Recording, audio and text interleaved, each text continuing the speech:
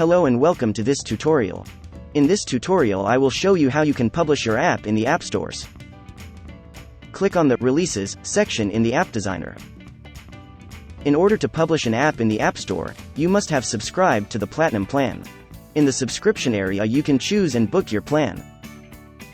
To upload your app to the App Stores, click on the Upload to the App Store button. A dialog now opens that summarizes all the important information about your app. Here you can see, for example, the name of your app, the description and the app images used. If important information is missing, it will be displayed and you can add this information. In this case, you will be shown, for example, that the short description is missing. Click on this link and enter the short description. After you have added the short description, you can return to the Release Manager to start another upload.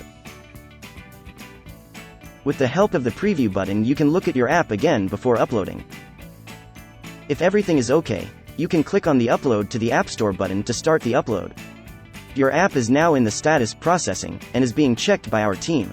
If everything is okay, we will automatically upload your app to the Google Play Store and the Apple App Store. There your app will be checked again by Google and Apple. As soon as we have received approval for your app, it will be available in the App Stores. This whole process can now take several days.